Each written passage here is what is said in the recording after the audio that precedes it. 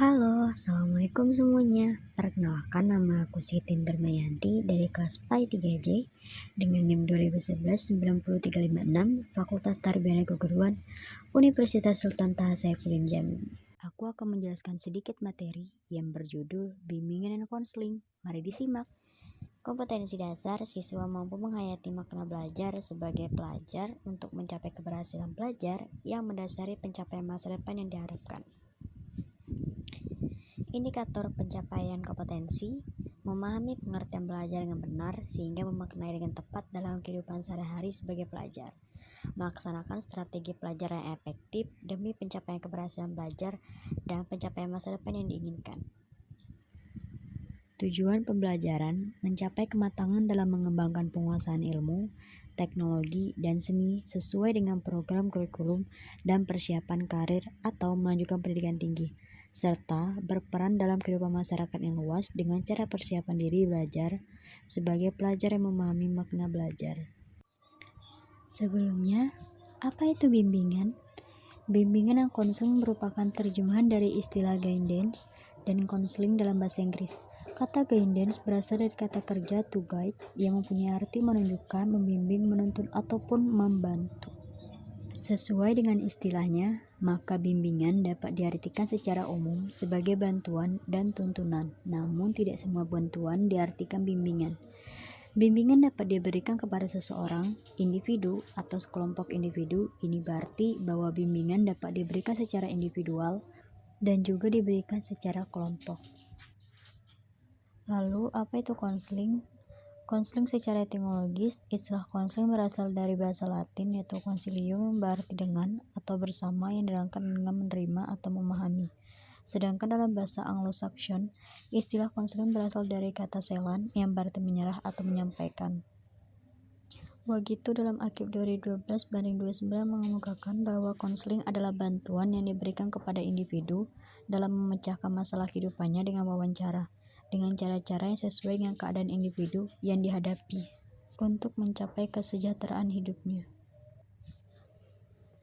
Bimbingan dan konseling bertujuan membantu peserta didik mencapai tugas-tugas perkembangan secara optimal sebagai makhluk Tuhan, sosial, dan pribadi. Lebih lanjut, tujuan bimbingan dan konseling adalah membantu individu dalam mencapai kebahagiaan hidup pribadi sebagai makhluk Tuhan, kehidupan yang produktif dan efektif dalam masyarakat, hidup bersama dengan individu-individu lain, harmoni antara cita-cita mereka dengan kemampuan yang dimilikinya. Untuk mencapai tujuan-tujuan tersebut, mereka harus mendapatkan kesempatan untuk mengenal dan memahami potensi, kekuatan, dan tugas-tugas perkembangannya, mengenal dan memahami potensi atau peluang yang ada di lingkungannya, mengenal dan menentukan tujuan dan rencana hidupnya, serta rencana pencapaian tujuan tersebut. Memahami dan mengatasi kesulitan sendiri, menggunakan kemampuannya untuk kepentingan dirinya, kepentingan lembaga tempat kerja, dan masyarakat. Menyesuaikan diri dengan keadaan dan tuntutan dari lingkungannya, dan menggunakan segala potensi dan kekuatan yang dimilikinya secara tepat dan teratur, secara optimal. Prinsip bimbingan dan konseling. Prinsip-prinsip ini berasal dari konsep-konsep filosofis tentang kemanusiaan yang menjadi dasar bagi pemberian layanan bantuan atau bimbingan. Menurut Priyitno dan Amti tahun 2004 mengemukakan ada 4 prinsip bimbingan dan konseling, yaitu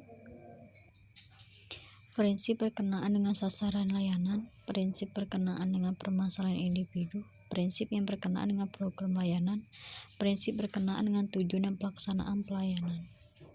Asas bimbingan dan konseling. Pelayanan bimbingan dan konseling adalah pekerjaan profesional sesuai dengan makna dan uraian tentang pemahaman, pelanggaran, dan penyikapan yang meliputi unsur-unsur kognisi, afeksi, dan perlakuan. Konselor terhadap pekerjaan profesional itu harus dilaksanakan dengan mengikuti kaidah-kaidah yang menjamin efisien dan efektivitas proses dan lain-lainnya.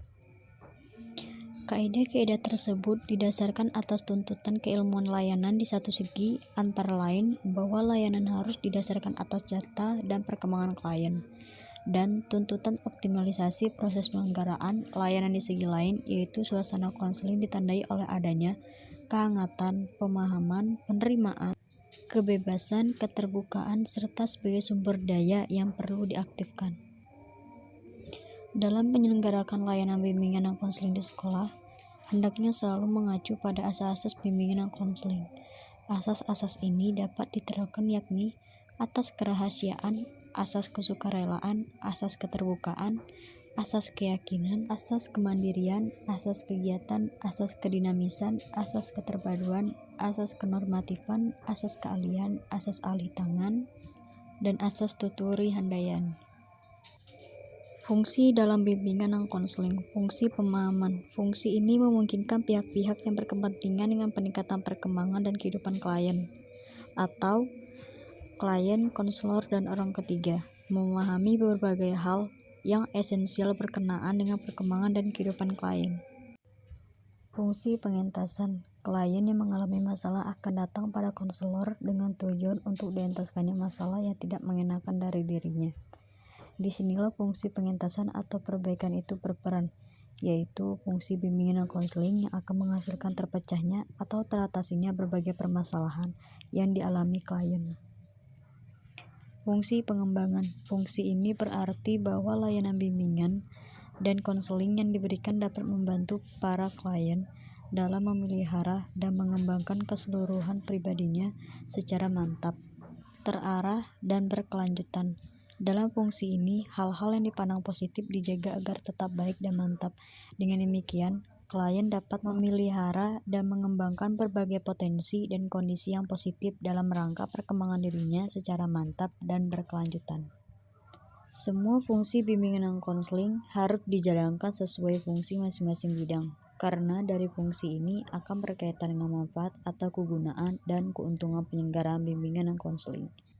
Karena tujuan bimbingan dan konseling di sini adalah membantu memandirikan peserta didik dan mengembangkan potensi-potensi mereka secara optimal. Cukup sekian materi pada hari ini.